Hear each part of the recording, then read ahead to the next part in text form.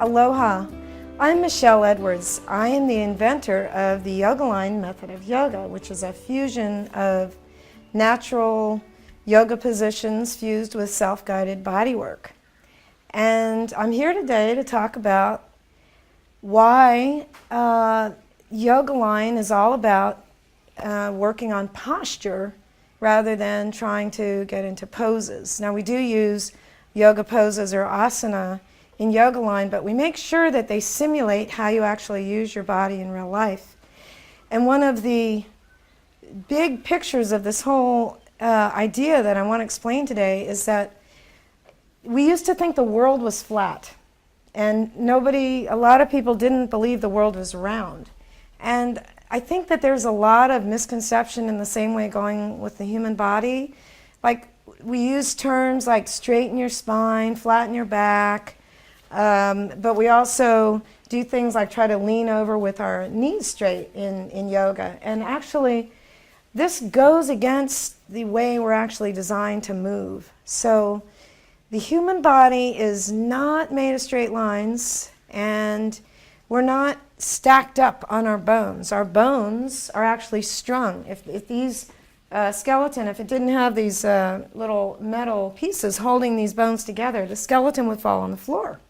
So I want to talk a little bit about why the human body is a tensegrity model. Let me see this. So this is a representation of the hip structure. Here's the leg bones and here's the hips. And ideally when you walk, your hips should move like in a figure 8, like this.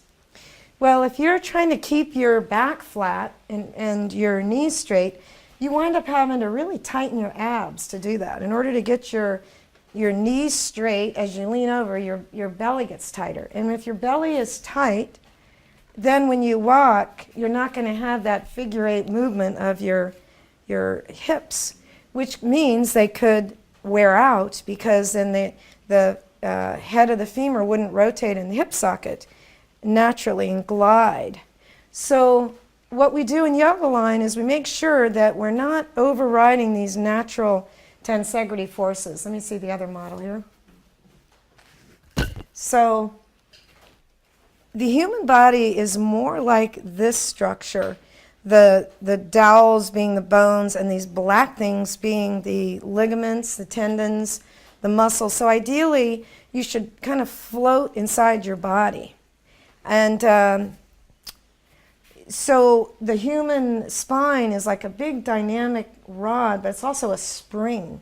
And so if you are holding any part of your body rigid and tight, it interferes with that ability for the spine to be a spring. For instance, if I hold these dowels tight and push on this, the whole structure is under tension.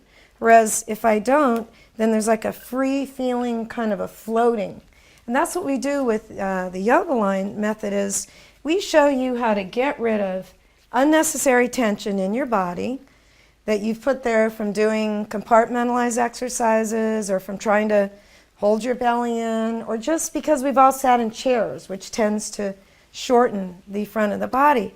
So we show you how to undo those tension patterns, and you get great posture.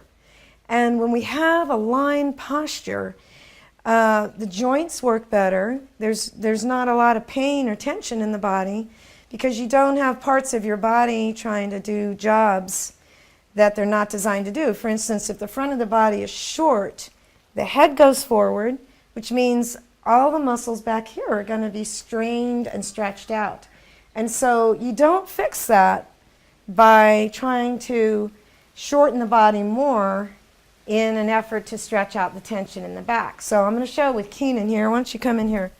And I'm going to show why when you have back pain, stretching forward to stretch it out is actually going to put you in the position that caused it. So can you sit on the floor and flex your ankles, if you're going to do Paschimottanasana, and then just begin to lean forward. Take a breath in, exhale, lean forward. I was trying to touch his toes, and can you feel that stretch to your back, right? Mm-hmm.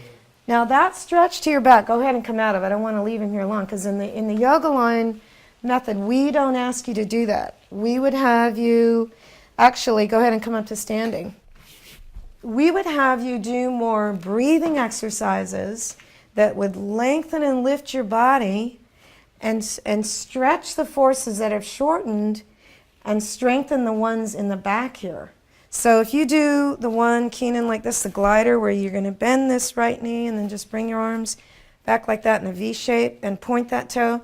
Now in this position, you can see here's the natural curves to his spine. He's strengthening his glute. He's strengthening his hamstring. He's connecting his arms to the back. His head is right on top here, and you can lean over a little more. And what this is going to do is create what's missing, which is the back muscles have atrophied and the front is shortened. Go ahead and come to standing.